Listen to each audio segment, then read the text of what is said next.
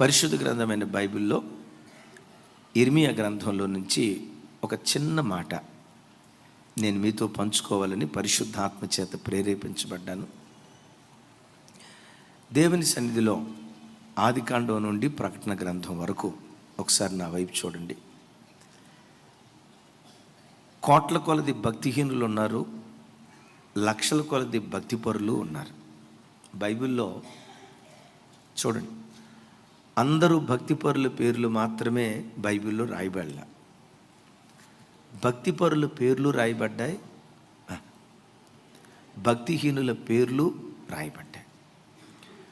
కొన్ని వేల మంది భక్తిపరుల పేర్లు బైబిల్లో రాయబడితే కొందరి పేర్లు మాత్రం బైబిల్ చరిత్రలో కానీ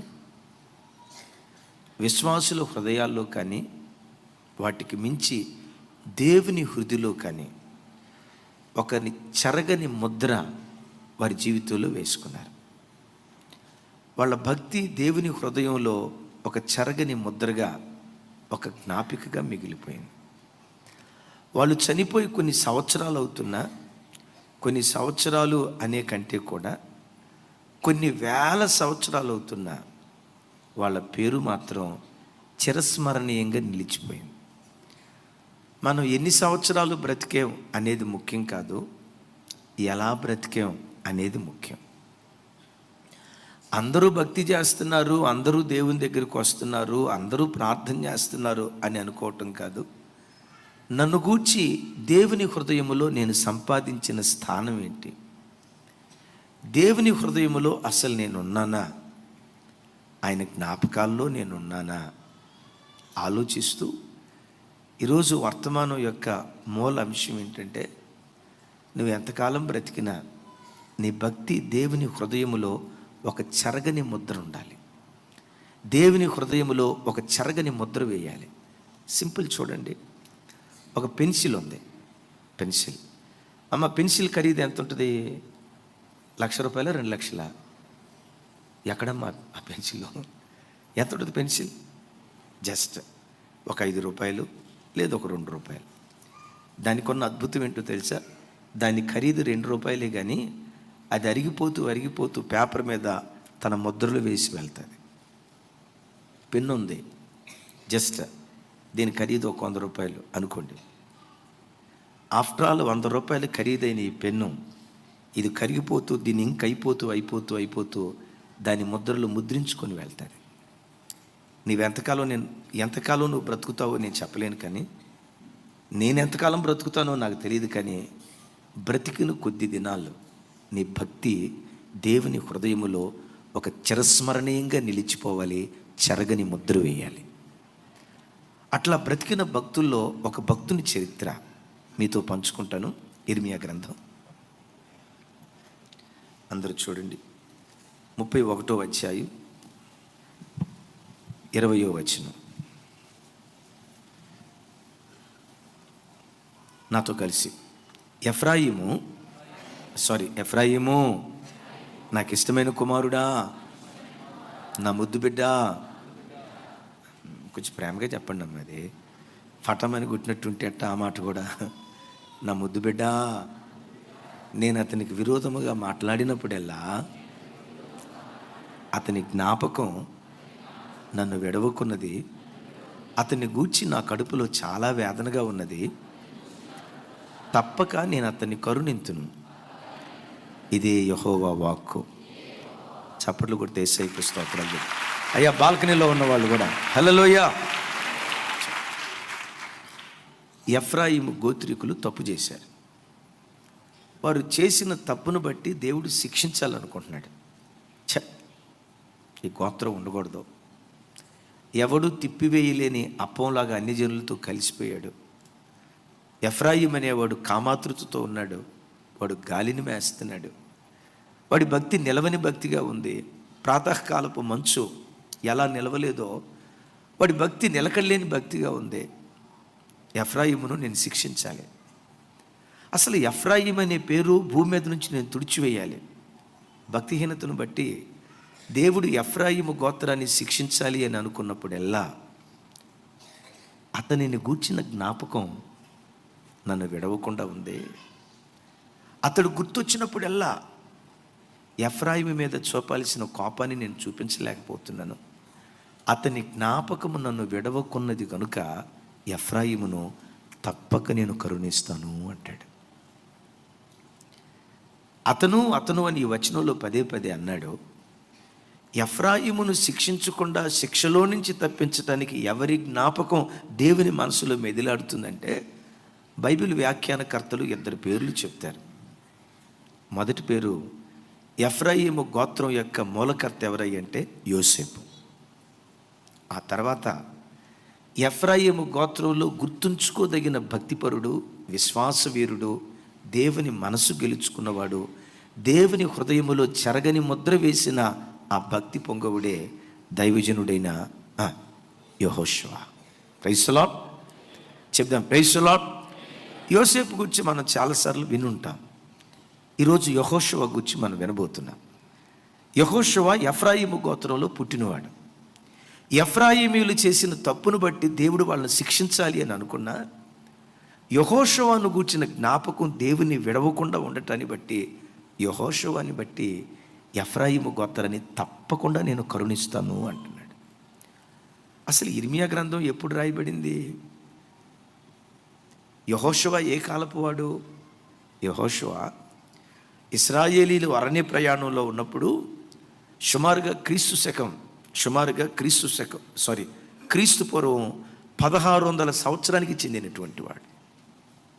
ఇర్మియా గ్రంథం క్రీస్తు పూర్వం 600 సంవత్సరంలో రాయబడింది. నేనంట ఇర్మియా గ్రంథ కాలంలో యెహోషువను గురించి మాట్లాడుతున్నాడు. యెహోషువ ఈ కాలానికి 1000 సంవత్సరాల ముందు బ్రతికినటువంటి వాడు. 1000 సంవత్సరాల ముందు బ్రతికిన యెహోషువను జ్ఞాపకం చేసుకుంటూ 1000 సంవత్సరాల తర్వాత ఎఫ్రాయిము గోత్రాన్ని తప్పకుండా నేను కరుణిస్తాను అంటాడు. నేను మీతో చెప్పే మాట, యెహోషువ చనిపోయాడు, యెహోషువ భక్తి మాత్రం బ్రతికే ఉంది. యెహోషువ ప్రభు దగ్గరికి వెళ్ళిపోయాడు, కానీ యెహోషువ దేవుని కొరకు జీవించిన ఆ జ్ఞాపకాలన్నీ ఎఫ్రాయిము గోత్రికుల ఒడిలో అది ఒక ఆశీర్వాదకరణంగా మారిపోయింది. నేను మీతో చెప్పే మాట ఏంటో తెలుసా? ఒకడు దేవుని పట్ల ఖచ్చితంగా భయభక్తులు కలిగి బ్రతికితే, నిఖార్సైన భక్తి జీవితం ఒకడు నిజంగా దేవుని దగ్గర చేయగలిగితే, ఆ ఒక్కడిని బట్టట 1000 తరాల వరకు పిల్లలను దేవుడు కరుణిస్తాడట. నోర్దే చెప్పండి, ఎన్ని తరాలు? ఇప్పుడు మనం తల్లిదండ్రులుగా మన పిల్లలకు ఆస్తి సంపాదించాం. 1 కోటి రూపాయల ఆస్తి సంపాదించామనుకోండి, 1 కోటి రూపాయల ఆస్తి ఎన్ని తరాల వరకు ఉంటుంది? 10 తరాల. ఎవరమ్మా అమ్మ? హైటెక్ సిటీ దగ్గర బండి ఒక ఫ్లాట్ కొనడానికి కూడా రాదు. అది 10 కోట్లు నువ్వు సంపాదిస్తే 1 తరానికే సరిపోద్దేమో. దేవుడు నీకు ఇచ్చిన విలువైన జీవితం, ఒక్క జీవితం నువ్వు భక్తిగా బ్రతికి నీ పిల్లలకు నువ్వేమీ సంపాదించలేని స్థితిలో, పేదరికాన్ని బట్టో, చిన్న ఉద్యోగాన్ని బట్టో, చిన్న ఆర్థిక వ్యవస్థని బట్టో పిల్లలకి ఏమీ సంపాదించలేక ఒట్టి చేతులే ఒకవేళ నీ పిల్లలకు నువ్వు చూపించి నిఖార్సైన భక్తి జీవితం జీవించి నువ్వు చనిపోతే, నువ్వు బ్రతికిన భక్తిని దేవుడు గుర్తుకు తెచ్చుకొని 1000 తరాల వరకు పిల్లలను దేవుడు కరుణించడం ప్రారంభిస్తాడు. అందుకనే బైబిల్లో దావీదు భక్తుడు ఏమంటాడో తెలుసా? అమ్మ వినండి, నీతిమంతుడు విడవబడుట కానీ వారి పిల్లలు భిక్షమెత్తుకొనుట కానీ నేను చూసి ఉండలేదు. వినారి మాట, నీతిమంతుడు విడవబడుట కానీ. అమ్మా అయ్యా, ఒకవేళ పిల్లలను గూర్చి ఏడుస్తున్నావేమో, పిల్లలను గూర్చిన బాధ నీ గుండెలను పట్టి పీడిస్తూ ఉందేమో, వీళ్ళ భవిష్యత్తు ఏమైపోద్దో, ఈ ఆడబిడ్డ భవిష్యత్తు ఏమైపోద్దో. దేవా, అందరూ తల్లిదండ్రులు వారి పిల్లల కొరకు ఎంతెంతో సంపాదించి పెట్టారు.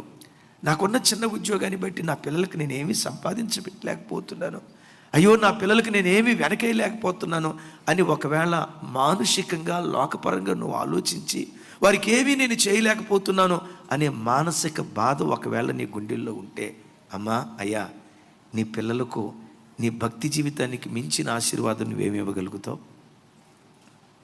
ఆ భక్తి ఆశీర్వాదాన్ని నీ పిల్లల ఒడిలో వేస్తే నీతిగా బ్రతికిన వాడిని దేవుడు విడిచిపెట్టడు, వాని సంతానపు వారిని కూడా దేవుడు విడిచిపెట్టడు.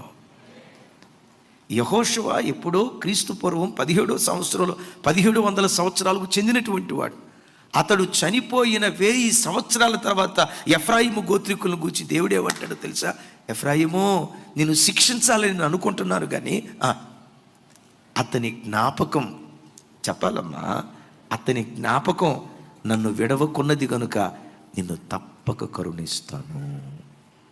Praise the lord. ఒకరోజు ఇస్సాకు బేర్షెబా బావి దగ్గర ఆ రాత్రి ఒక్కడే ఒంటరిగా ఏడుస్తూ ఉన్నాడు.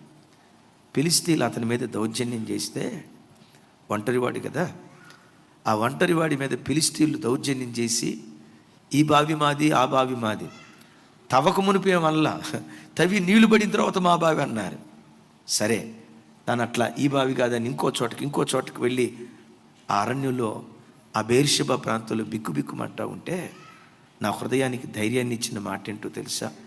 ఆ రాత్రి దేవుడైన యెహోవా ఇస్సాకునకు ప్రత్యక్షమై, ఇస్సాకు, నీ తండ్రి అయిన అబ్రహాము దేవుడును నా దాసుడైన అబ్రహామును బట్టి నిన్ను నేను ఆశీర్వదిస్తున్నాను అంటాడు.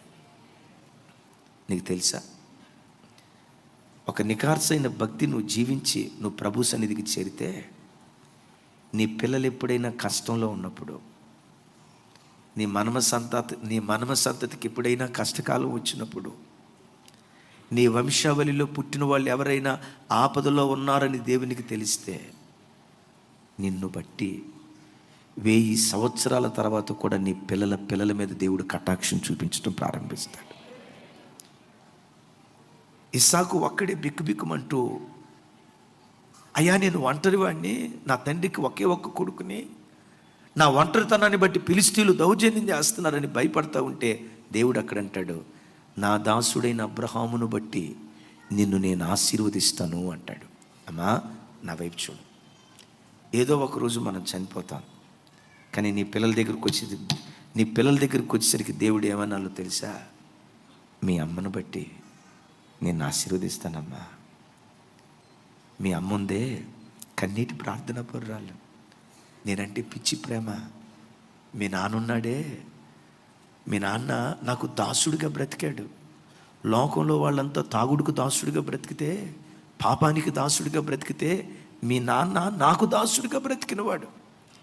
నా దాసుడైన నీ తండ్రిని బట్టి నిన్ను తప్పక కరుణిస్తానని నీ పిల్లలతో దేవుడు ఆ మాట మాట్లాడగలిగే స్థాయికి మనం వెతుకుదాం కాక. ఇక్కడ ఎఫ్రాయిము గోత్రికులతో అంటాడు, అతనిని గూర్చిన జ్ఞాపకం నన్ను విడవకున్నది. అతని జ్ఞాపకం నా మదిలో మెదిలాడుతా ఉంది. చెరగని ముద్ర నా హృదయంలో వేశాడు. అమ్మ వినండి, చెరగని ముద్ర నా హృదయంలో వేశాడు. అతని జ్ఞాపకం నన్ను విడవకుండా ఉన్నది. నేనంట, నువ్వు భూమి మీద ఎంతకాలం బ్రతికినా నీ భక్తి దేవుని హృదయంలో ఒక చెరగని ముద్రగా నిలిచుండునుగాక. ఇంతకీ చెరగని ముద్రగా అతని భక్తి వేయబట్టడానికి ఈ భక్తుడిని యెహోషువ ఎలా బ్రతికాడు? అతని భక్తిలో నుంచి మనం నేర్చుకునే దీవెనకరమైన పాఠాలు ఏంటి అని ఆలోచిస్తే, యెహోషువ గ్రంథం 1వ అధ్యాయం 1వ వచనం నాతో కలిసి చెప్పండి. యెహోవా సేవకుడైన మోషే మృతి నొందిన తర్వాత యెహోవా నూను కుమారుడు మోషే పరిచారకుడనైన యెహోషువకు ఇలాగూ సెలవిచ్చెను. రైట్, చూడండి. ఈ యెహోషువ ఎవరై అంటే నమ్మకమైన పరిచారకుడు. అందరూ నా వైపు చూడండి. ఎవరైనా నమ్మకమైన పరిచారకుడు. యెహోషువ తనను తాను ఎట్లా పరిచయం చేసుకుంటున్నాడంటే, మోషే పరిచారకుడైన యెహోషువ దరిదాపుగా 40 సంవత్సరాల పాటు, ఇశ్రాయేలీలు అరణ్యంలో ప్రయాణం చేసిన 40 సంవత్సరాల పాటు మోషేను విడిచిపెట్టకుండా, మోషే గీసిన గీత దాటకుండా ఒక నమ్మకమైనటువంటి పరిచారకుడిగా తను బ్రతుకుతూ వచ్చాడు. ఎంత నమ్మకమైన పరిచారకుడు మీకు అర్థం కావాలంటే, మోషే సినాయి పర్వతం మీద ప్రార్థన చేయటానికి వెళ్ళాడు. వెళ్ళేటప్పుడు తనతో పాటు ఎవరిని తీసుకుని వెళ్ళాడంటే యెహోషువను కూడా తీసుకుని వెళ్ళాడు. కొంత దూరం వెళ్ళిన తర్వాత దేవుడు అన్నారు, మోషే నువ్వు అక్కడే రావాలి, యెహోషువ రావటానికి ఇంకెవరు రావటానికి కుదరదు, నువ్వు అక్కడే రావాలి అంటే సినాయి పర్వత శిఖరం మీదకి యెహోషువను మార్గ మధ్యలోనే విడిచిపెట్టి పర్వత శిఖరం మీదకి వెళ్ళాడు. వెళ్ళేటప్పుడు ఏం చెప్పి ఉంటాడంటే, యెహోషువ నేను వస్తా, ఇక్కడే ఉండు. ఎప్పుడు వస్తావయ్యా అని అడగలా. ఒకవేళ అడిగినా దానికి మోషే దగ్గర సమాధానం లేదు. వెళ్ళటమే నా పని. ఎప్పుడు వస్తానో నాకు ఒక రోజుకు రావచ్చు, 2 రోజులకు రావచ్చు, 3 రోజులకు రావచ్చు, వారం తర్వాత రావచ్చు, నెల తర్వాత రావచ్చు అని ఆ ఒక్క మాట చెప్పి పైకి వెళ్ళాడు. 40 రోజుల పాటు మోషే పర్వతం మీద దేవునితో గడుపుతున్నాడు. మోషే రావటం ఆలస్యమైందని కింద ఇశ్రాయేలు ప్రజలు తినుటకు తాగుటకు కూర్చుండి ఆడుటకు లేచి వాయిద్యాలు వాయిస్తూ అల్లరి చిల్లరగా బ్రతుకుతూ ఉంటే పర్వతం మీద ఉన్న మోషేకి కింద జరుగుతున్న అల్లరి కార్యక్రమానికి మధ్యలో ఉన్నాడు యెహోషువ. 40 రోజుల పాటు ఏనాడు ఆ స్థలాన్ని విడిచిపెట్టి కిందకి వెళ్ళాలి. Praise the Lord, praise the Lord. 40 రోజుల పాటు ఆ పర్వతం మధ్యలోనే ఉండి మా గురువు గారు వస్తాడు, నాయకుడు వస్తాడని ఎదురు చూస్తూ వచ్చాడు. 40 రోజుల తర్వాత మోషే దిగి వచ్చి అంటాడు, ఏంటి ఆ ధ్వని నాకు అర్థం కావట్లేదు అంటాడు. అప్పుడు భక్తుడు అన్నాడు, యెహోషువ అన్నాడు, నాకు తెలిసి అది యుద్ధధ్వనిలాగా ఉంది అన్నాడు. అంటే యుద్ధధ్వనిలాగా ఉంది అని అంటే అంత ధ్వని అక్కడ జరుగుతున్నా కిందకి వెళ్ళి ఒకసారి చూసి వద్దామన్నట్టుగా కిందకి వెళ్ళలేదు. తన గురువు గారు ఎక్కడుండమన్నాడో అక్కడే ఉండిపోయాడు. అప్పుడు మోషే అంటాడు, అది యుద్ధధ్వని కాదు, అది సంగీత ధ్వని. విగ్రహారాధన చేస్తున్నారు నా ప్రభు బిడ్డలారా. ఒక దైవ సేవకుడి మాటకు లోబడి 40 రోజుల పాటు తాను ఎక్కడ నిలవబడమన్నాడో అక్కడే నిలవబడి ఒక నమ్మకమైన పరిచారకుడిగా తాను జీవించాడు. యేసయ్యకి మహిమ కలుగును గాక. మోషేకు యెహోషువ పరిచర్య చేశాడు, ఏలియాకు ఎలీషా పరిచర్య చేశాడు, పౌలు గారికి తిమోతి పరిచర్య చేశాడు. ఎప్పుడు సంఘం ఏ సేవకుడు కూడా రాత్రికి రాత్రే పుట్టుకు రాకూడదు. ఒక సేవకుడు ఒక చోట సంఘం స్థాపించడానికి నాకు వాక్య జ్ఞానం తెలుసు, నేను చక్కగా పాటలు పాడతాను, నేను అద్భుతంగా అనేక రకాల భాషల్లో వాక్యం చెప్పగలుగుతాను అని తన భాషా పరిజ్ఞానమో తన తెలివితేటలో తనకు బైబిల్ మీద ఉన్నటువంటి జ్ఞానమో ఇది ఒక వ్యక్తి పరిచర్య చేయటానికి ఆధారం కాదు. ఒక సేవకుడు దేవుని దేవుని సేవ చేయాలంటే ఆ సేవకుడు ముందు ఒక నాయకుడి దగ్గర పరిచర్య చేసినటువంటి వాడిగా ఉండాలి. Praise the Lord. నేను ఎప్పుడు చెప్తా కదా, పరిచర్య చేసే కుటుంబాలలో నుండే ప్రవక్తలను దేవుడు లేవనెత్తుతాడు. నమ్మకంగా ఒక వ్యక్తి పరిచర్య చేస్తే, నమ్మకంగా ఒక వ్యక్తి దేవుని దగ్గర పరిచారకుడిగా బ్రతికితే పరిశుద్ధులకు చేసిన పరిచర్య మర్చిపోవటానికి దేవుడు అన్యాయస్తుడు కాదు. చేసిన పరిచర్య గుర్తుకు తెచ్చుకొని తర్వాత కాలంలో పిల్లలను దేవుడు కరుణించడం ప్రారంభిస్తాడు. మీ అందరితో నేను చెప్పే మాట, నా వైపు చూడండి. మీకు ఎప్పుడు అవకాశం దొరికినా, ఎప్పుడు సమయం దొరికినా, మందిరంలో ఏ చిన్న పరిచర్య చేసే అవకాశం మీకు దొరికినా దాన్ని భాగ్యంగా ఎంచుకోండి, దాన్ని వదులుకోవద్దు. అనేక చోట్ల మనం సువార్త కోటాలు ఏర్పాటు చేస్తున్నాం. వాల్ పోస్టర్స్ అంటించే విషయంలోనే కానీ, అడ్వర్టైజ్మెంట్ చేసే విషయంలో కానీ, ఆ మీటింగ్స్కి అరేంజ్మెంట్స్ చేసే విషయంలో కానీ మీ అనుకూలతను ఏర్పాటు చేసుకొని ప్రభు పనిలో పాలిభాగస్తులు అవ్వండి. ఎందుకో తెలుసా, నేను ప్రకటించే నా దేవుడు, మనం అందరం ఆరాధించే మన ఆరాధ్య దైవం యేసయ్యకున్న గొప్ప మనసు ఏంటో తెలుసా? ఆయన నామం పేరిట గిన్నెడు మంచినీళ్ళు ఇచ్చినా అది కూడా గుర్తుకు తెచ్చుకొని దానికి ప్రతిఫలం దేవుడిస్తాడట. ఏమిస్తే ఏం లక్షల రూపాయలు ఇచ్చిన వాళ్ళనే దేవుడు గుర్తు తెచ్చుకుంటాడని కాదు, నిండు మనసుతో హృదయపూర్వకంగా గిన్నెడు మంచినీళ్ళు ఇచ్చినా దాన్ని కూడా దేవుడు గుర్తుకు తెచ్చుకొని దానికి కూడా దేవుడు ప్రతిఫలం ఇస్తాడట. అందుకని భక్తుడు అంటాడు కదా, పరిశుద్ధులకు చేసిన పరిచర్య మరచిపోవటానికి దేవుడు అన్యాయస్తుడు. అలా జరుగుతుంది నేను అనను, కానీ చాలామంది జీవితాల్లో జరుగుతుంది. నేనంట అలాంటివి మన జీవితాల్లో జరగకుండును గాక. ఆమె అన్నారు. ఎట్టాటియో చెప్తా. తల్లి తండ్రి పిల్లల కొరకు ఎంతో ప్రాకులాడతారు, ప్రయాసపడతారు. పిల్లలకు ఒక వయసు వచ్చిన తర్వాత ఆ కొడుకే అనొచ్చు, ఆ కూతురే అనొచ్చు, ఏం చేసేవి డాడీ మాకు? అందరి తండ్రులకు అన్నట్టే కన్నావు, అందరి తండ్రులు పెంచినట్లే పెంచావు, నీలో ప్రత్యేకత ఏముంది? నా కొడుకు నా కూతురు అని అహోరాత్రులు ప్రయాసపడి ఏ పిల్లల కొరకు పరిగెత్తావో ఆ పిల్లలు ఒక్క మాటతో నీ ప్రయాసాన్ని కొట్టేయచ్చు. నా భర్త, నా భార్య, నా పిల్లలు, నా కుటుంబం అని మన కుటుంబాల కొరకు మనం ఎంతో ప్రాకులాడొచ్చు. ప్రాకులాడొద్దని కాదు, అది మన బాధ్యత, మన కర్తవ్యం. ఒకానొక సందర్భంలో కట్టుకున్న భార్య అనొచ్చు, ఏం చేశారండి మీరు నాకు? భర్తే అనొచ్చు, అసలు నేను చేసుకున్నప్పటి నుంచి నేను ఎప్పుడు సుఖపడ్డాను కాక, మహాతల్లి ఏమంటే అడుగు పెట్టావో నా దీపం ఆరిపోయింది అంటాడు. ఒక్క మాటతో నీ కష్టాన్ని కొట్టేస్తాడు. నేను నమ్ముకున్న నా దేవుడు ఎవరో తెలుసా? ఆయన కొరకు గిన్నెడు మంచినీళ్ళు ఇచ్చిన దాన్ని కూడా మనసులో పెట్టుకొని వీడు రుణం ఎట్లా తీర్చుకోవాలి, వీడికి తిరిగి నేను ఎట్లా ప్రతిఫలం ఇవ్వాలి, వీడు నాకు ఇచ్చింది గ్లాసుడు మంచినీళ్ళే, నేను వీడికి గ్లాసుడు మంచినీళ్ళు ఇవ్వటం ఏంటి? లేదు లేదు లేదు, వీడు చేసిన దానికంటే నేను ఎక్కువ చేయాలని గిన్నెడు మంచినీళ్ళు ఇచ్చిన దాన్ని కూడా గుర్తుకు తెచ్చుకొని నీకు ప్రతిఫలం ఇస్తాడు. Praise the lord. 40 సంవత్సరాల పాటు తన గురువు యొక్క నీడలో బ్రతికాడు. 40 సంవత్సరాల పాటు ఆ నాయకుడి దగ్గర పరిచర్య చేశాడు. ఆ నాయకుడి నీడలో పెరుగుతూ వచ్చాడు. ఈ వాక్యం వింటున్న బిడ్డలారా, దేవుడు మనకిచ్చిన పరిచర్య ఎమాన్యుయల్ మినిస్ట్రీస్. ఈ పరిచర్యకు మీరు రాలేదు, కానీ దేవుడే తన చిత్త ప్రకారంగా ఈ పరిచర్యకు దేవుడు మిమ్మల్ని నడిపించాడు. నేనంట ఈ పరిచర్య ద్వారా దేవుని రాజ్య వ్యాప్తి జరగటానికి నీవు ఈ మందిరంలో ఒక యెహోషువ లాగా ఓ నమ్మకమైన పరిచారకుడిగా నీవెందుకు బ్రతకూడదు? 40 సంవత్సరాల పాటు మోషేని విడిచిపెట్టకుండా నమ్మకమైన పరిచారకుడిగా పెరిగితే ఆ గురువుగారు చనిపోయేటప్పుడు యెహోషువ తల మీద చేతులు ఉంచాడు. బైబిల్లో రాయబడిన మాట ఏంటో తెలుసా?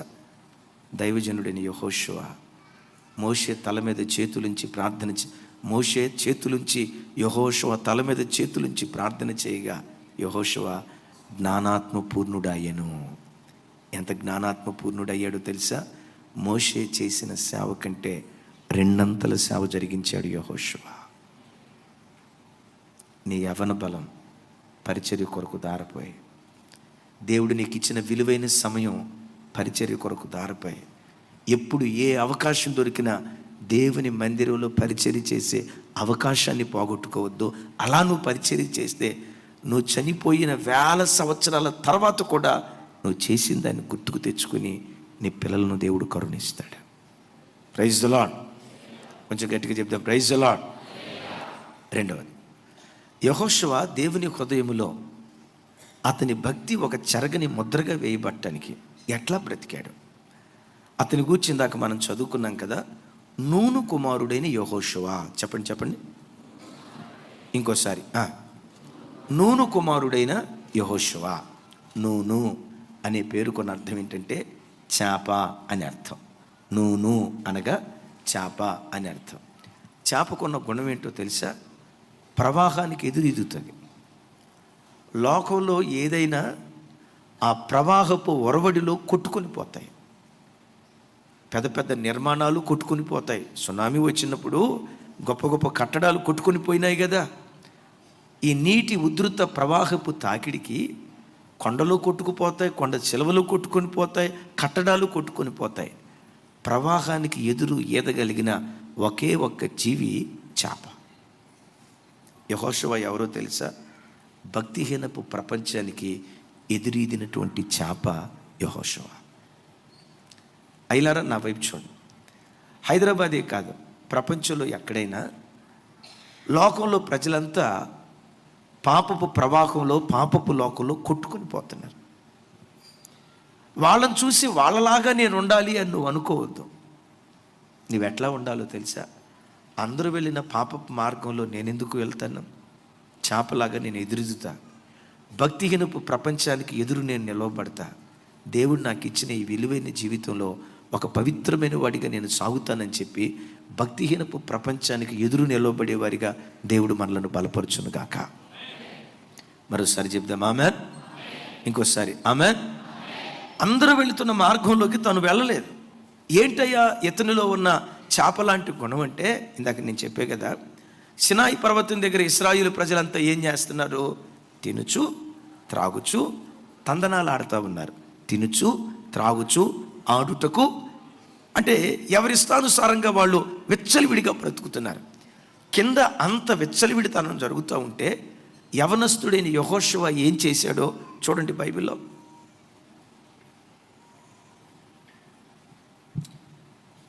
అందరూ చూడండి, నిర్గమకాండం 33వ అధ్యాయం 11వ వచనం.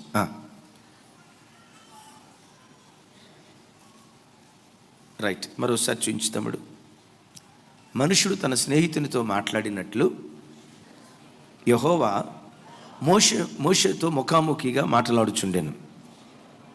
తరువాత అతడు పాలెములోనికి తిరిగి వచ్చుచుండెను.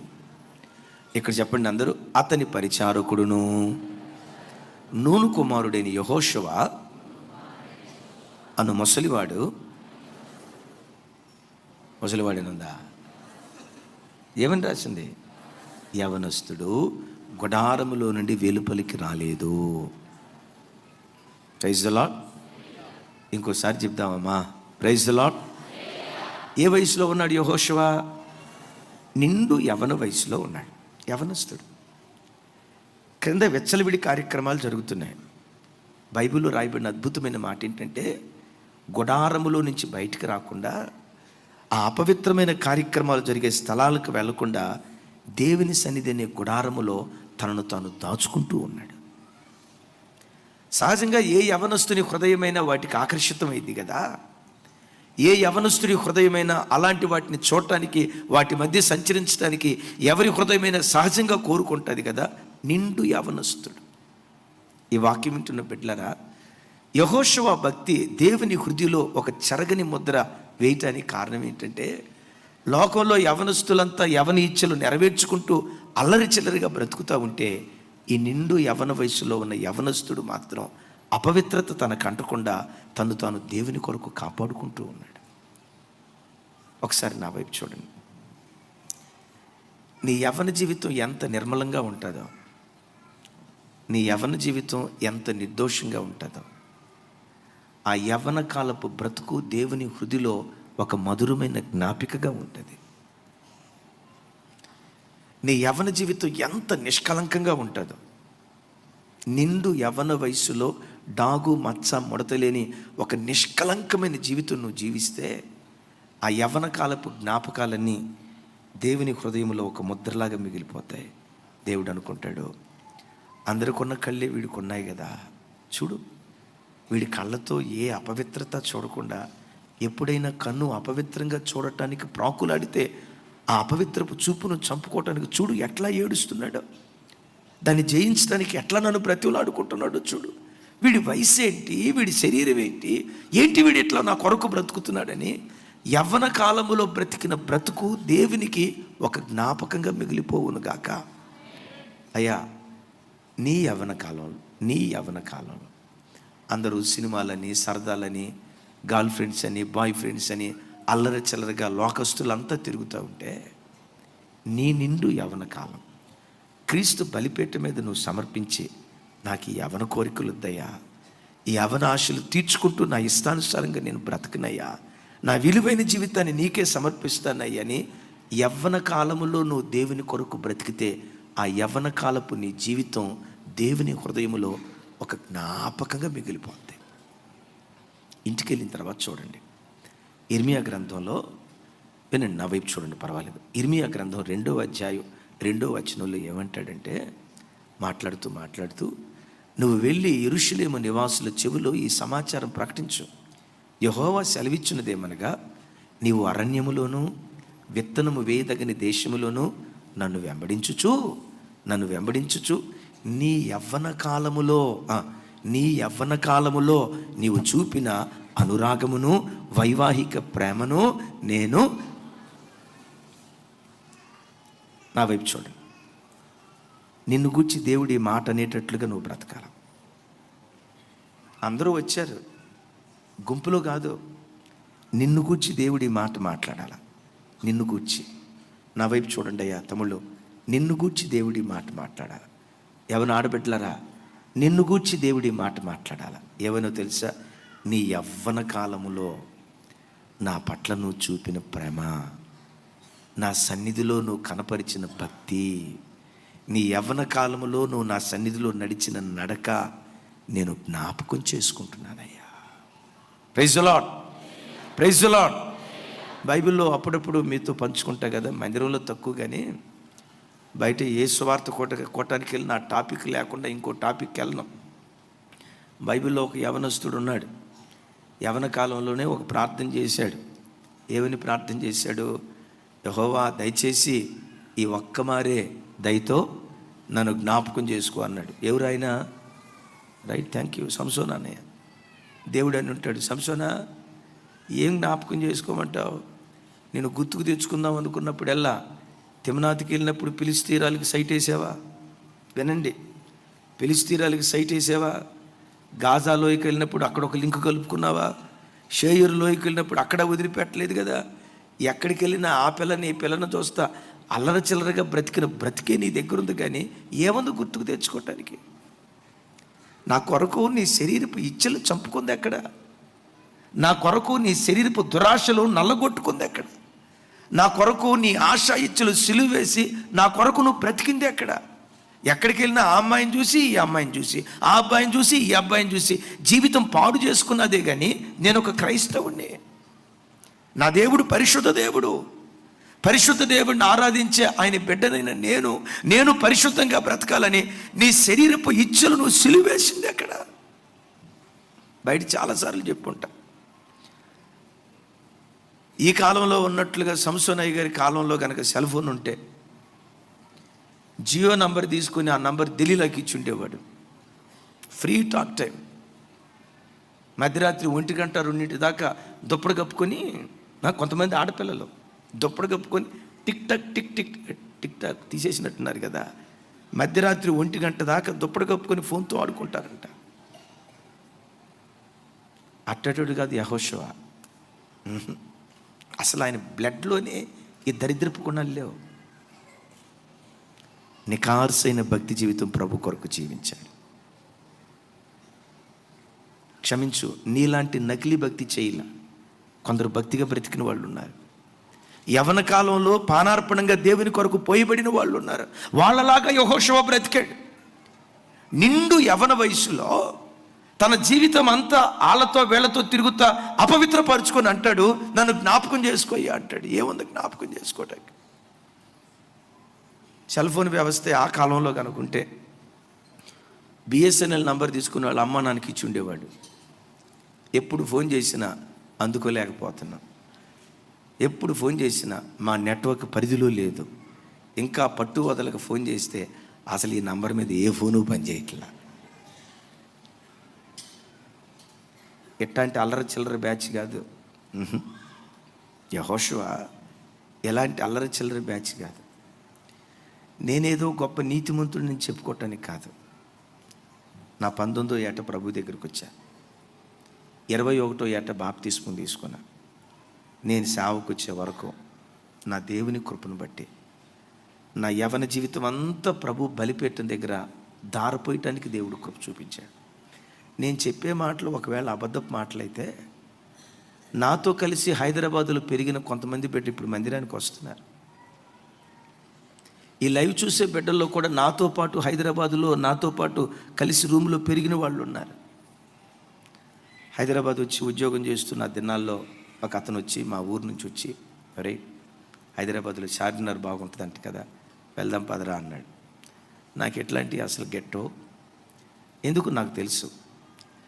మనం ఇన్ని సంవత్సరాలు భక్తిగా బ్రతుకుతున్నామంటే భక్తి జీవితం ఎంత బలంగా ఉన్నామో అంత బలహీనులు అన్న సంగతి కూడా నాకు తెలుసు. భక్తి జీవితాన్ని వాక్యం ఏమంటుందంటే, తమ తమ ఘటములను ఎట్లు కాపాడుకొనవలెనో ఎరిగి ఉండుటయే దేవుని చిత్తం. ఘటము అంటే మట్టి కొండ. మట్టి కొండను ఎంత జాగ్రత్తగా వాడుకుంటేనో అంత భద్రంగా ఉంటుంది, లైఫ్ లాంగ్ పనిచేస్తుంది. స్టీల్ బెండను ఎత్తినట్లుగా ఎత్తినా, స్టీల్ బెండను తగిలించినట్టుగా గోడకు తగిలించినా చివరికి నిప్పెత్తుకోవడానికి బలికొచ్చే శిలపెంక అయిపోతుంది. భక్తి జీవితం మట్టి కుండ లాంటిది, జాగ్రత్తగా కాపాడుకుంటేనే అది కాపాడబడుతుంది అన్న సంగతి నాకు తెలిసి హైదరాబాద్ వచ్చిన తర్వాత ఉద్యోగం చేసుకుంటా ఎక్కడికి వెళ్ళినట్లుగా నాకు తెలియదు. నాకు తెలుసు అపవిత్రమైపోతాం. భక్తి జీవితాన్ని పోగొట్టుకోవటానికి ఒక చిన్న క్షణకాలపు శోధన చాలు. మన పరిధిలో మనం ఉండాలి. నా స్నేహితులు 2-3 ఊరు నుంచి వచ్చి పిచ్చోడా హైదరాబాద్ వచ్చిన తర్వాత చార్మినార్ చూడకపోతే ఎట్టా, ట్యాంక్ బండ్ చూడకపోతే ఎట్టా. మొత్తానికి ఒకనొక సందర్భంలో చార్మినార్ దగ్గరికి వెళ్ళాం. వాళ్ళు చార్మినార్ దగ్గర నిలబడి నోరు తెరిచి ఎట్టా చూస్తున్నారు. నేను వాళ్ళతో అన్నా, ఒరే చార్మినార్ డైరెక్ట్గా ఎట్టా చూసే కంటే చార్మినార్ సిగరెట్ పెట్టి మీద చార్మినార్ చాలా అందంగా ఉందిరా. ఏముంది ఇక్కడ అనవసరంగా ఇన్ని డబ్బులు ఛార్జీ పెట్టుకొని వచ్చామంటే వాడంటాడు, పిచ్చోడా కళాపోషణ ఉండాలిరా మనిషికే. మనిషి అయిన తర్వాత కళ ఉంచుకుంటే నువ్వు ఉంచుకోలే అన్నట్లు నేను పట్టించుకోవాలా. తర్వాత ట్యాంక్ బండికి వచ్చాం. ఇక తర్వాత ఇక్కడ ఇందిరా పార్క్ ఉందంట, ట్యాంక్ బండి కింద ఇందిరా పార్క్ ఉంటుంది. ఇందిరా పార్క్ ఉందంట, చాలా బాగుంటుందంట, ఒకసారి వెళ్ళి చూసి వద్దాం రా అన్నారు. మొత్తానికి ఇందిరా పార్కులో ఎంటర్ అయ్యామా. ఎంటర్ అయిన తర్వాత ఏ చెట్టు కింద చూసినా, ఏ పుట్ట కింద చూసినా ఇక అంతకు మించి నేనేం చెప్పలేను. 2 అడుగులు వేసిన తర్వాత నమ్ముతారా, నా గుండెలో భయం. ప్రభా, ఇలాంటి అపవిత్రమైన స్థలం మనం రాకూడదు. వచ్చా ప్రభా అనే లోపు నా పక్కెంటోళ్ళు అంటారు, రైట్ మనిషికి ఏముండాలి, వాళ్ళు మనం చూసుకుందాం, వెళ్ళిపోదామని. ఆత్మదేవుడు ఒకటే చెప్పాడు, చీకటికి వెలుగుకు పొత్తు లేదు, విశ్వాసికి అవిశ్వాసికి జోడు ఉండకూడదు. లోకస్తులతో ఇది మనకు యోగ్యమైన స్థలం కాదని నమ్ముతారా? లోపలికి 4-5 అడుగులు వేసిన తర్వాత ఇది మనకు యోగ్యమైన స్థలం కాదని అక్కడి నుంచి బయటకు వస్తుంటే మా ఫ్రెండ్ అన్నాడు, రేయ్ 10 రూపాయల టికెట్ రా, 10 రూపాయల టికెట్ రా. 10 రూపాయల టికెట్ చూసుకుంటే ఉన్న భక్తి అంతా పోయేటట్టు ఉంది. నేనంట, దేవుడు అంటాడు ఇక్కడ, నీ యవ్వన కాలములో నీవు చూపిన అనురాగమును, నీ ప్రేమను నేను గుర్తుకు తెచ్చుకుంటున్నాను అంటాడు. యెహోషువను గూర్చి దేవుడు మాట్లాడేటప్పుడు అతన్ని గూర్చిన జ్ఞాపకం నన్ను విడవకున్నది అని మాట్లాడుతున్నాడంటే, తన యవ్వన జీవితంలో అలాంటి భక్తి జీవితం చేసి దేవుని హృదయములో ఒక చెరగని ముద్ర వేశాడు. చప్పట్లు కొడుతూ స్తోత్రాలు. ఒక సేవకుడి గురించి చెప్తాను, ఆయన పేరు చెప్పను కానీ మంచి అత్తరి, మహా గొప్ప అందగాడు. నేను చూసిన సినీ యాక్టర్లో కానీ,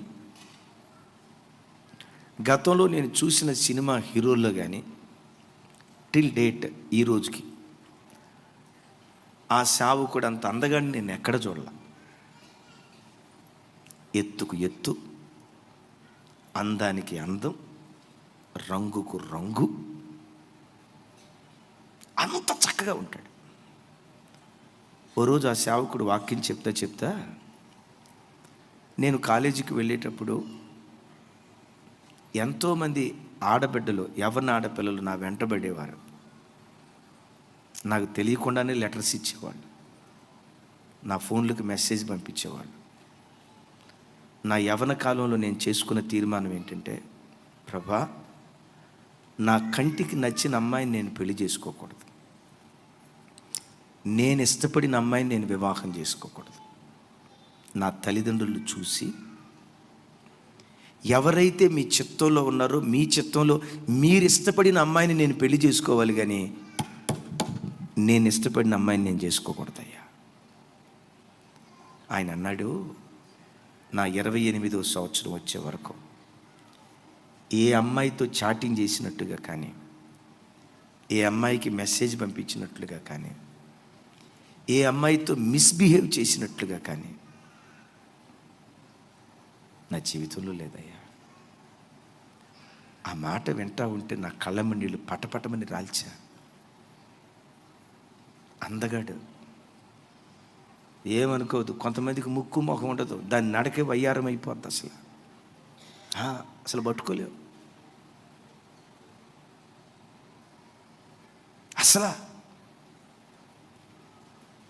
ఏ వయసులో భక్తిగా బ్రతికినది దేవునికి జ్ఞాపకమే, కానీ నీ నిండు యవ్వన వయసులో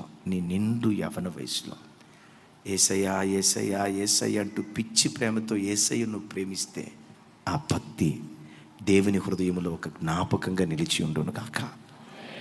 ప్రైజ్ ది లార్డ్. అతనిని గూర్చిన జ్ఞాపకం నన్ను విడవకున్నది అంటాడు.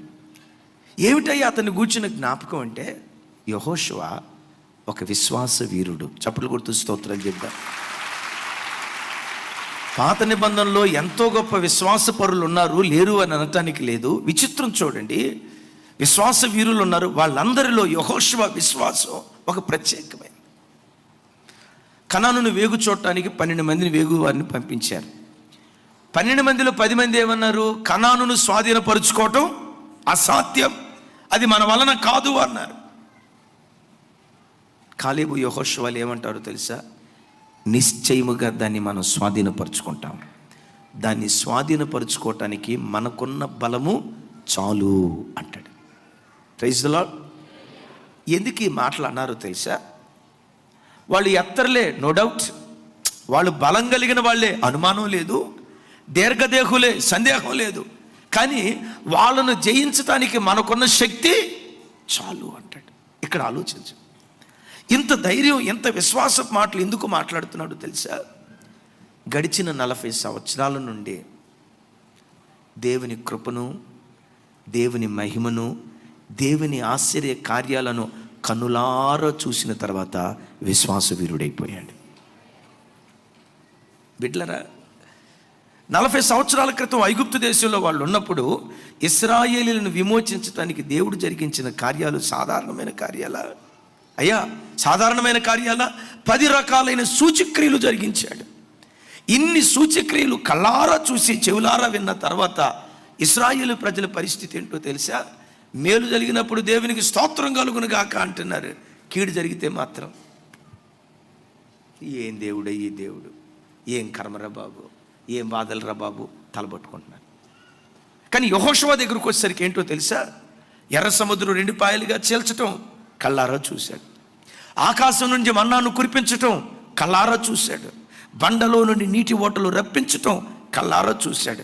ఇన్ని అద్భుతాలు అనుభవించిన తర్వాత ఇప్పుడు ఏమంటాడు తెలుసా? ఇన్ని అద్భుతాలు చేసిన నా దేవునికి ఇది చాలా స్వల్పమైన కార్యం, దీన్ని కూడా దేవుడు చేయగలడని విశ్వాసంలో వృద్ధి పొంది విశ్వాస వీరుడిగా మార్చబడ్డాడు. చప్పట్లు కొడుతూ ప్రభువుకి స్తోత్రాలు. రైట్, అందరూ నా వైపు చూడండి. నీ జీవితంలో కూడా అమ్మా, అయ్యా, నీ బ్రతుకులో నువ్వు ప్రభువుని నమ్ముకున్నప్పటి నుండి ఎన్నో కష్టాలు, ఎన్నో ఆపదలు, ఎన్నో ఇబ్బందులు నీ భక్తి జీవితంలో మన భక్తి జీవితంలో ఎన్నో ఎదురయ్యాయి. నేనంట, ఏ శ్రమలోనైనా దేవుడు నిన్ను విడిచిపెట్టాడా? ఏ శ్రమలోనైనా దేవుడు నిన్ను వదిలిపెట్టాడా? శ్రమ వచ్చింది నిజమే, ఆ శ్రమలో నుండి దేవుడు నిన్ను తప్పించింది కూడా నిజమే. ఆపదలు వచ్చాయి నిజమే, ఆ ఆపదలన్నిటిలో నుంచి దేవుడు నిన్ను విడిపించింది కూడా అంతకంటే వాస్తవం. ఇప్పుడు ఎప్పుడైనా నీ బ్రతుకులో ఆపద రాబోతూ ఉంటే నీవేమనాలో తెలుసా? గతంలో ఇన్ని ఆపదల నుంచి విడిపించిన దేవుడు ఈ ఆపదలో నుంచి కూడా తప్పకుండా నన్ను విడిపిస్తాడు. ఎప్పుడు సమస్య వచ్చినా అయ్యో సమస్య వచ్చిందని కడకడ వణుకుతున్నావు అనుకో, ఒరి నా మేళ్ళు ఇన్ని అనుభవించి, నా పరాక్రమాలు ఇన్ని అనుభవించి, నా ద్వారా ఇన్ని సూచక్రియలతో అనుభవించి చిన్నదానికి కూడా కదిలిపోతున్నాడే అని ఇన్ని కార్యాలు చేసిన దేవుడు నిన్ను బట్టి దుఃఖపడటం ప్రారంభిస్తాడు. ఈ వాక్యం వింటున్న బిడ్డలారా, ఏదైనా శ్రమ చేత నల్లగొట్టబడుతూ ఈరోజు మందిరానికి వచ్చావా? ఎవరితో చెప్పుకోలేని పుట్టెడు దుఃఖం గుండెల నిండా ఉందా? ఆ బాధ ఎవరికి చెప్పుకుంటే కాస్త మనసు సాధతీరుతుందని వెతుకుతూ ఒకవేళ ఈరోజు ఈ స్థలానికి వచ్చావా? నీకు ఒక శుభవార్త.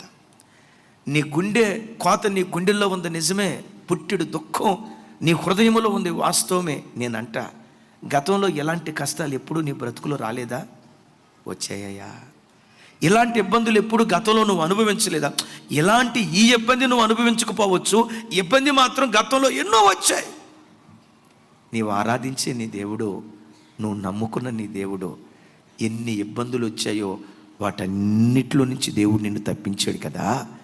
ఇప్పుడు ఇబ్బంది నీ దగ్గర నిలబడి సాతాను అంటాడు, చూడు చూడు ఎంత ప్రార్థన చేసావు, నీ భక్తి ఏమైపోయింది, చూడు చూడు మా ఎమాన్యుయల్ చర్చ్ చదివి పెద్ద చాలా గొప్పగా చెప్పుకున్నావు, మరి సంఘపేటలో సేవకులు అందరూ ప్రార్థన, నీ బ్రతికేందుకు ఎట్లయిపోయింది అని కొన్నిసార్లు సాతాను కొన్ని నీ గుర్తుకు తెచ్చి నేను కృంగదీస్తాడు.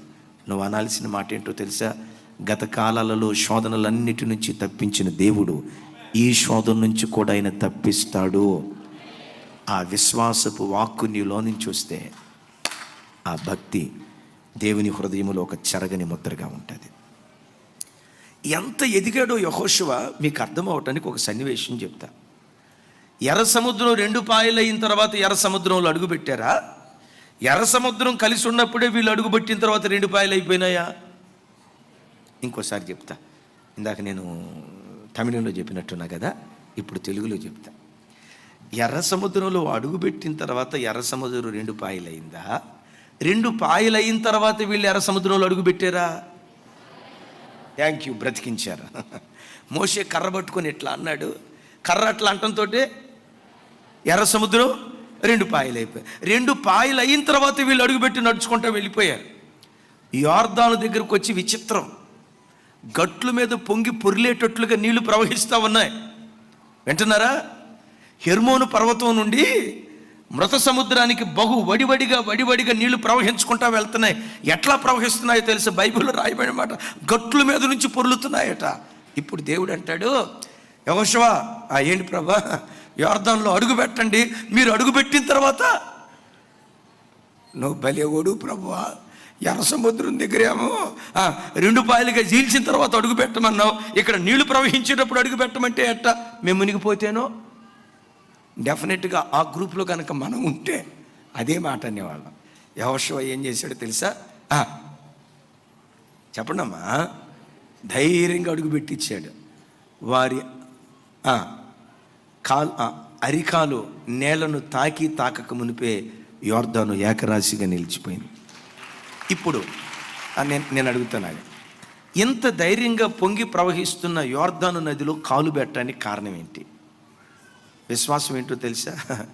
సముద్రాన్నే పాయలు చీల్చిన నా దేవునికి ఈ నది ఆఫ్టర్ ఆల్. అరే గట్టిగా చప్పట్లు కొట్ట. అవును, నా వైపు చూడండి. గతంలో సముద్రం లాంటి సమస్యలు చీల్చాడా లేదా నీ బ్రతుకులో? ఇప్పుడు నువ్వు ఎదుర్కొంటుంది జస్ట్ ఆఫ్టర్ ఆల్ నదే. దాటాల్సిన సముద్రాలన్నీ దేవుడు దాటించేశాడు. ఇప్పుడు చిన్న పిల్ల కాలువలకు నువ్వు భయపడితే దేవుడు అంటాడు, వీడికి ఎంత ఉపకారం చేసినా, ఎంత అద్భుతాలు చేసినా కనీసం నా మీద ఎప్పటికీ కూడా విశ్వాసం ఉంచట్లేదు, ఏం చేస్తే వీడు విశ్వాసం ఉంచుతాడని కార్యాలు చేసిన దేవుడు దుఃఖపడతాడు. Praise the lord. బిడ్డలారా, నేను ముందుకు వెళ్తాను ఈ మాట చెప్పి. నీ విశ్వాస జీవితం సంవత్సరాలు గడిచే కొలదే నీ విశ్వాసం వృద్ధి పొందును గాక. నీ విశ్వాసం వృద్ధి పొందును గాక. యేసయ్య దగ్గరికి వచ్చిన తొలిడి దినాల్లో నీకున్న విశ్వాసానికి 10 సంవత్సరాల విశ్వాస జీవితం అనుభవించిన తర్వాత నీకున్న విశ్వాస జీవితం అది శిఖరంలాగా యేసయ్య మీద నీ విశ్వాసం వృద్ధి పొందితే బైబిల్ అంటుంది, విశ్వసించువాడు చెప్పాలి, విశ్వసించువాడు కొంచెం గట్టిగా, విశ్వసించువాడు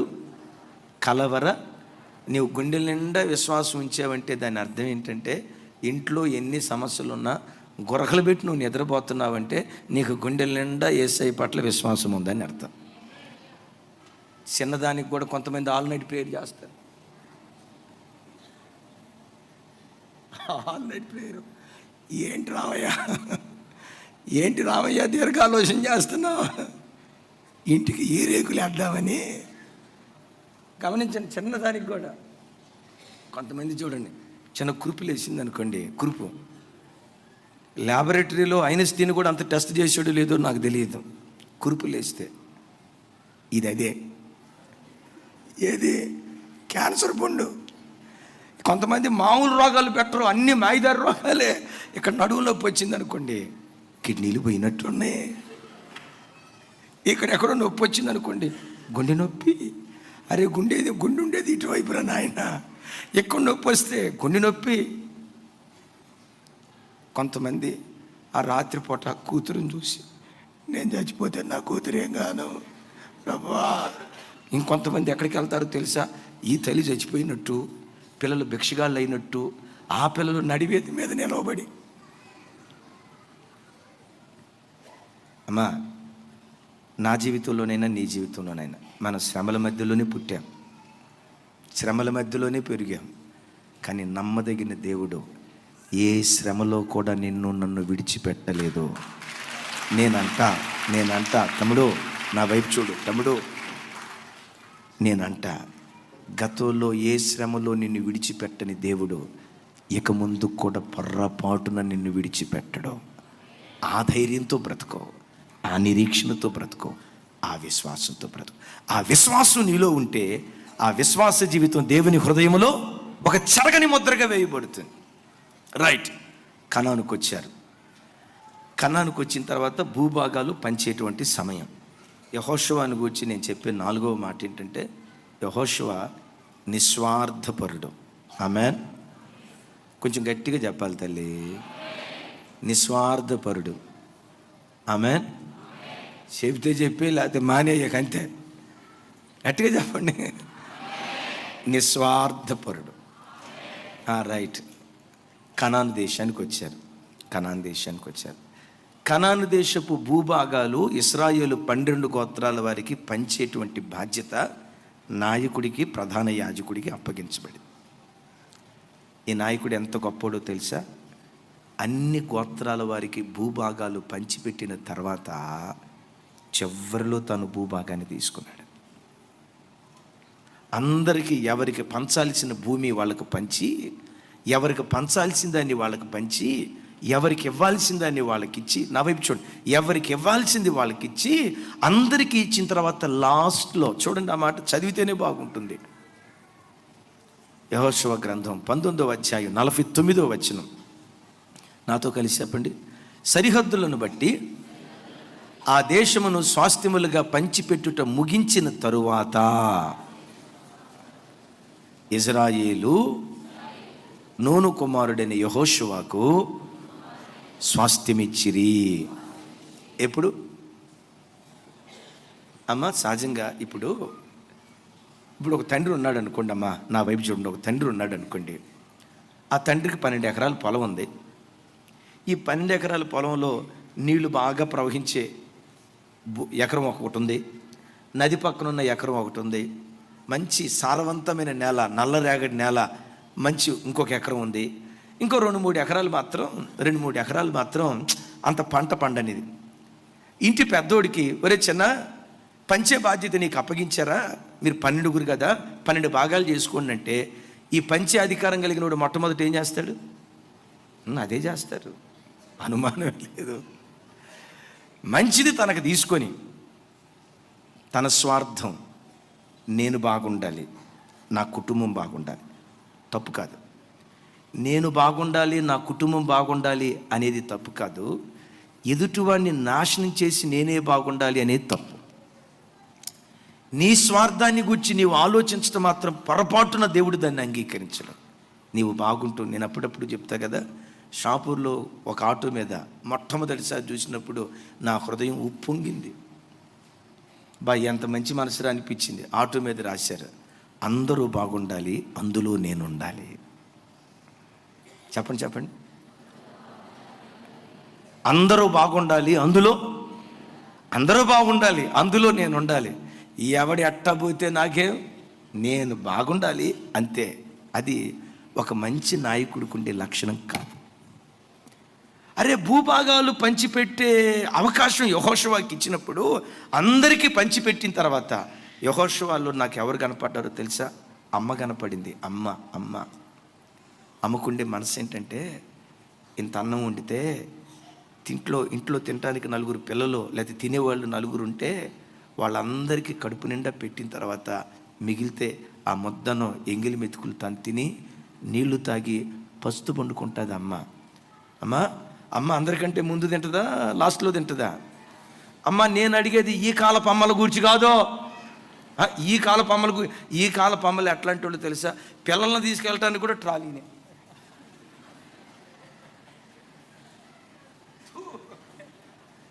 పిల్లల్ని తీసుకెళ్ళటానికి ట్రాలీనా? నాజూక్ అయితే అయింది కానీ మరీ అంత నాజూక. పిల్లల్ని తీసుకెళ్ళడానికి కూడా అడు ముసలోళ్ళు వీల్ చైర్లో తీసుకెళ్తారు చూసారా, ఆ టైపు నెట్టుకుంటూ వెళ్ళిపోతున్నారు. ఈ కాలపు తల్లులు అట్లా కాదు, ఆ కాలపు తల్లులు. ఈ తల్లుల్లో కూడా ఈ కాలం మార్పు వచ్చింది. అమ్మ నేను మిమ్మల్ని అంటలేదు తల్లి, మీరు చాలా మంచి భక్తి కలిగిన వాళ్ళు. ఆ కాలంలో పిల్లలు వాడు ఉయ్యాల్లోనో మంచంలోనో ఉండి కొయ్యమని అరిచాడా, తల్లి పరిగెత్తుకుంటూ వెళ్ళి వాడిని ఒడిలో వేసుకుని ఎంత శారదెత్తదో. ఈ కాలపు తల్లుల సంగతి చెప్పంటారా, ఆడు ఏడుస్తూనే ఉంటుంది, ఆడు ఏడుస్తూనే ఉంటాడు. అమ్మ మాత్రం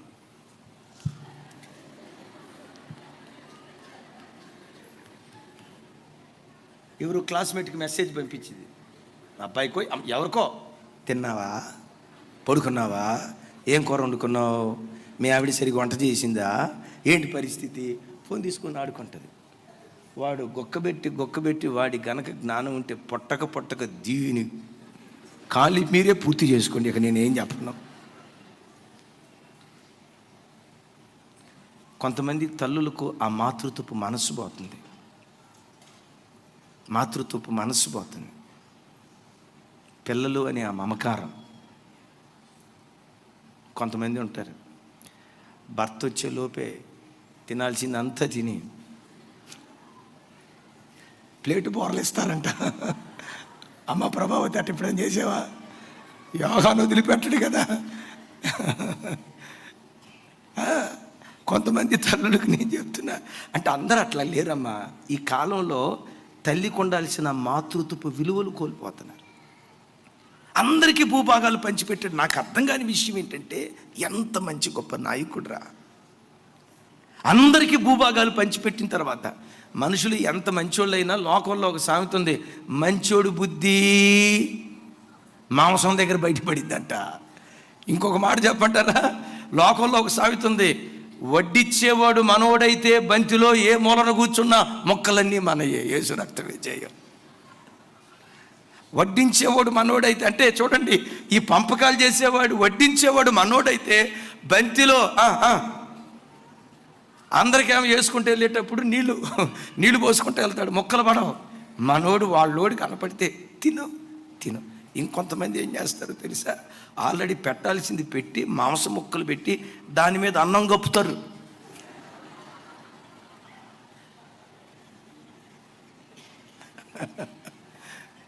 అబ్బా, జ్ఞాపకాలు గుర్తొచ్చినాయి.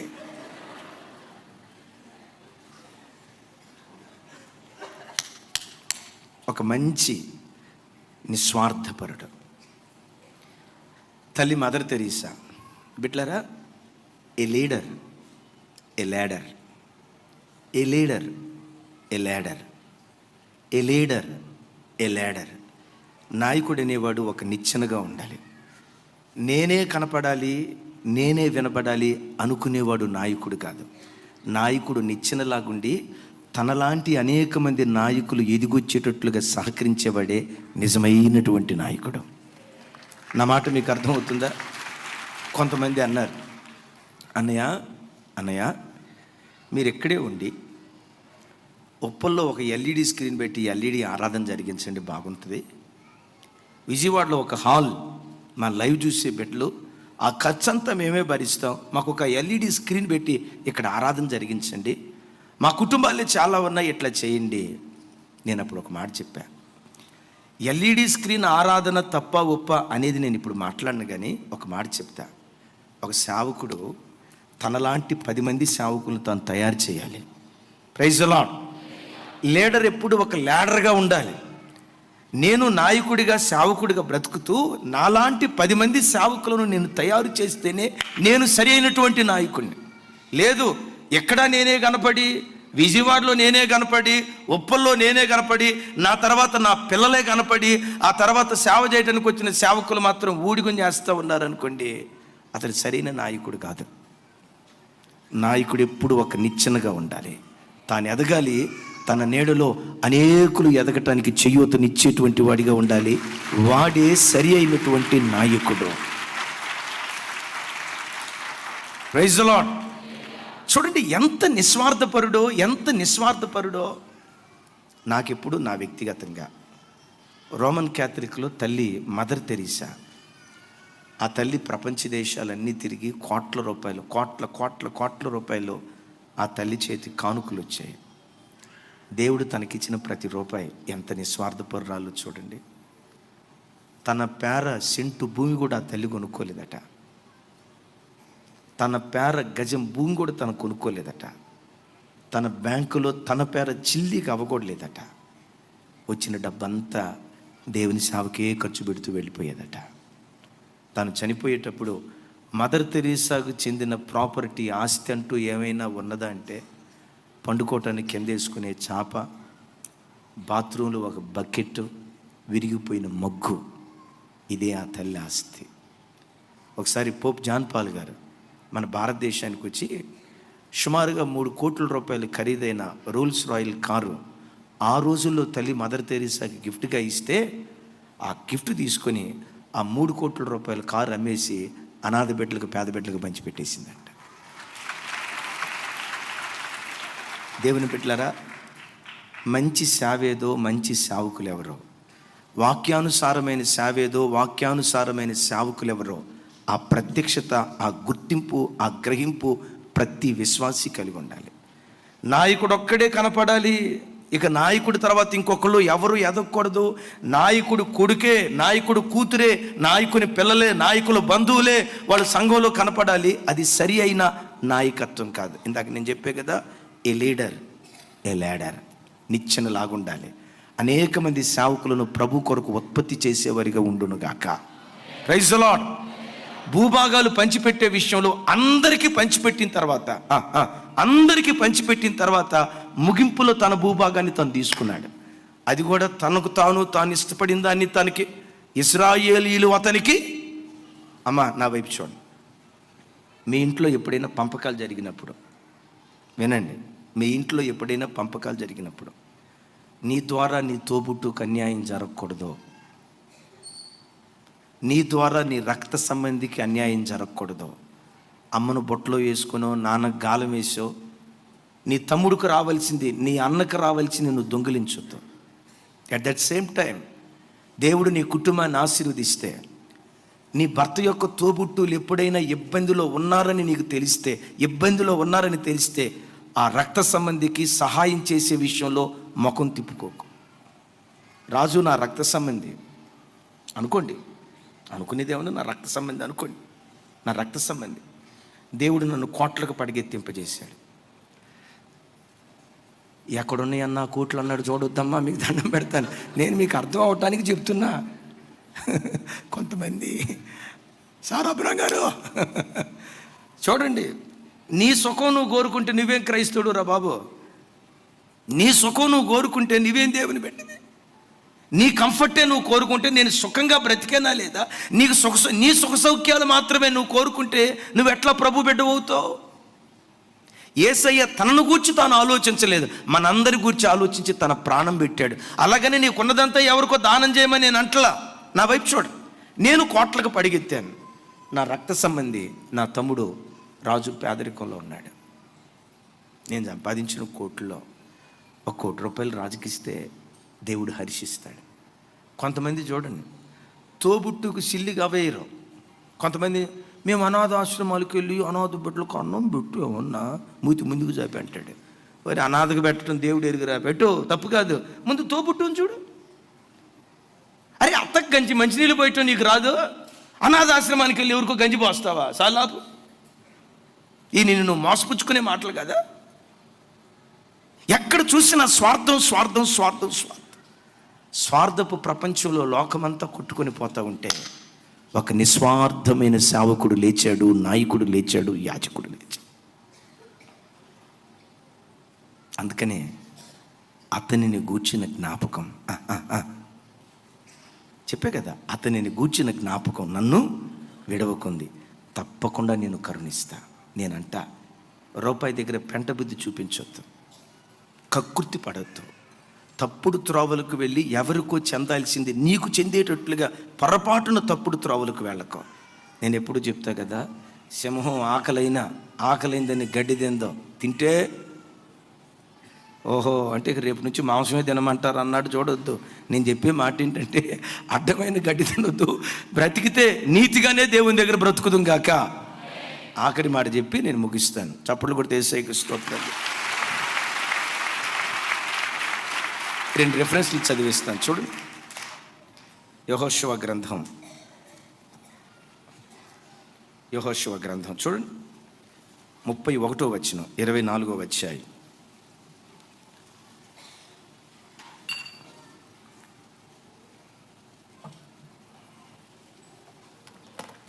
యెహోషువ దినములన్నిటను, యెహోషువ తర్వాత ఇంకా బ్రతికి యెహోవా ఇశ్రాయేలు కొరకు చేసిన క్రియలన్నిటిని ఎరిగిన పెద్దల దినములన్నిటను ఇశ్రాయేలీయులు యెహోవాను సేవించుచూ వచ్చిరి. దీన్ని ఇంత పొడుగు చెప్తే కాస్త అర్థం కాదు, కానీ క్లుప్తంగా క్రోడీకరించి చెప్తాను. యెహోషువ దినములన్నిటను ఇశ్రాయేలీయులు యెహోవాను సేవించుచూ వచ్చిరి. గట్టిగా చప్పట్లు కొడుతూ స్తోత్రాలు చెప్పాను. ఒక అద్భుతమైన మాట.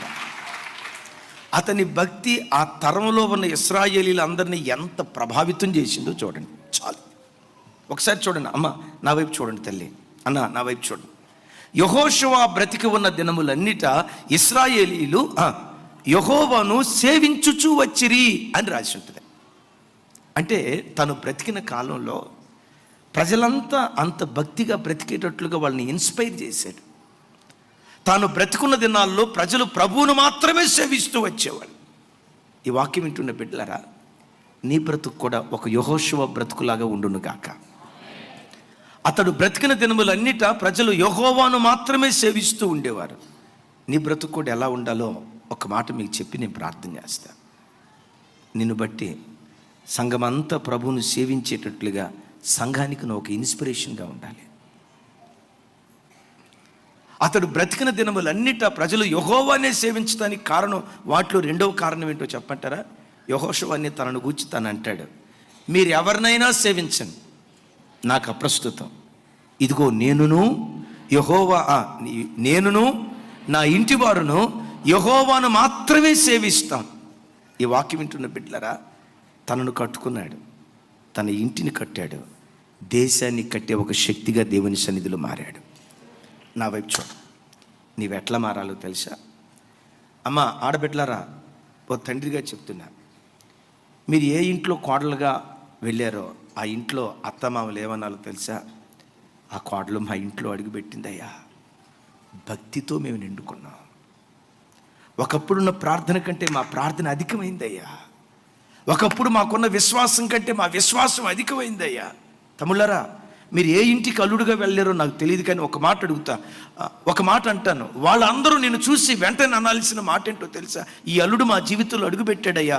ఒకప్పుడు మాకు భక్తి ఉండేది కాదు, మాకు విశ్వాసం ఉండేది కాదు. వీళ్ళు అడుగుపెట్టిన తర్వాత మా కుటుంబం ఆత్మీయంగా కట్టబట్టడానికి దేవుడు కృప చూపించాడయ్యా. నీవెక్కడ బ్రతుకుతున్నావో ఆ ఇంటికి ఒక రక్షణ దీపంగా నువ్వు మార్చబడతావు గాక. జనవరి 3వ తారీఖున మేము సూర్యాపేటలో ఒక చర్చి డెడికేషన్కి వెళ్ళాం. ఆ దైవ సేవకుడు హైదరాబాద్లో ఒక ఉద్యోగం చేస్తూ దేవుని పిలుపు మేరకు వాలంటీర్ రిటైర్మెంట్ తీసుకుని పల్లెటూరు ప్రాంతంలో సేవ చేయడానికి వెళ్ళాడు. ఆయన చెప్పిన సాక్ష్యం విని నాకు కాస్త బాధ అనిపించింది, నా వ్యక్తిగతంగా నాకు సిగ్గు అనిపించింది. ఆయన చెప్తూ 2 వీలర్ మీద సేవ చేస్తూ 5,50,000 కిలోమీటర్లు తిరిగి దేవుని సేవ చేశానండి అన్నాడు. ఎంత? 5,50,000 కిలోమీటర్లు తిరిగి సేవ చేశానండి అన్నాడు. నాకు ఆ మాట వెంటతోటి సిగ్గు అనిపించింది. అరే, ఇన్ని కార్లు ఉండి, ఇన్ని వాహనాలు ఉండి, ఆ దైవజనుడు చేసే సేవ ముందు నా సేవ ఎంతని నాకు సిగ్గు అనిపించింది. ఆయన నవ్వుతా అన్నాడు, ఇక నేను వాడేటువంటి బండి నాకు ఓపిక లేదయ్యా బాబు, నన్ను ఇడిచిపెట్టని చెప్పిన తర్వాతగా నా బండి వదిలిపెట్టి ఇంకో బండి కొన్నానయ్యా. 2 వీలర్ మీద తిరుగుతూ 5,50,000 కిలోమీటర్లు సేవ చేశానండి అన్నాడు. ఆయన చెప్తూ ఏమన్నాడు తెలుసా? నా కుమారుడికి అంత భక్తి ఉండేది కాదయ్యా. ఒకప్పుడు నా కుమారుడికి పెళ్లి చేశావు. నందిగామలో జెర్మియా గారని ఓ భక్తి కలిగిన ఆయన కుమార్తెను నా కొడుకిచ్చి పెళ్లి చేశావు. నా కోడలు నా ఇంటికి వచ్చిన తర్వాత నా ఇంటిని గురించి చెప్పాలంటే నా ఇల్లు కోడలు దిద్దిన కాపురంలాగా నా ఇల్లు మారిపోయిందయ్యా. ఒకప్పుడు నా కొడుకు భక్తి ఉండేది కాదు, మా కోడలు మా ఇంట్లో అడుగుపెట్టిన తర్వాత మా కొడుకు ఎంత భక్తి కలిగిన వాడిగా మారిపోయాడనయ్యా. నా కోడలు మా ఇల్లంతా భక్తిగా బ్రతికేటట్లుగా మా ఇంటి మీద ప్రభావితం చూపించిందయ్యా. Praise the lord. లేఖనాల్లో రాయబడిన మాట ఏంటంటే, గమనించండి, ఆలోచించండి. అతడు బ్రతికి ఉన్న దినములన్నిటిలో ఇశ్రాయేలీలు యెహోవాను మాత్రమే. నువ్వు బ్రతికున్న దినాల్లో నీ ఇల్లు ఒక ఉన్నతమైన భక్తి కలిగిన కుటుంబంగా కట్టబడేటట్లుగా ఒక తల్లిలాగా వాళ్ళకు ఒక రోల్ మోడల్గా నువ్వు బ్రతుకు. సంఘం అంతా నిన్ను చూసి భక్తి నేర్చుకునేటట్లుగా సంఘాన్ని ప్రభావితం చేసేవాడిగా బ్రతుకు. లోకాన్ని, ఇశ్రాయేలు దేశాన్ని అంత ప్రభావితం చేసిన యెహోషువ చనిపోయాడు. చనిపోయిన 1000 సంవత్సరాల తర్వాత ఎఫ్రాయిమీలు దారి తప్పితే వాళ్ళని శిక్షించాలి అని అనుకుంటూ ఉన్నా అంటాడు, ఎఫ్రాయిము నా ముద్దు బిడ్డ, అతనిని గూర్చిన జ్ఞాపకము నన్ను విడవకున్నది గనుక అతనిని తప్పక నేను కరుణిస్తాను. ముగిస్తున్నాను. నువ్వు చనిపోయిన తర్వాత నిన్ను బట్టి నీ పిల్లలను దేవుడు జ్ఞాపకం చేసుకోవాలి. నీ పిల్లల పట్ల దేవుడు తన కనికరాన్ని చూపించునుగాక.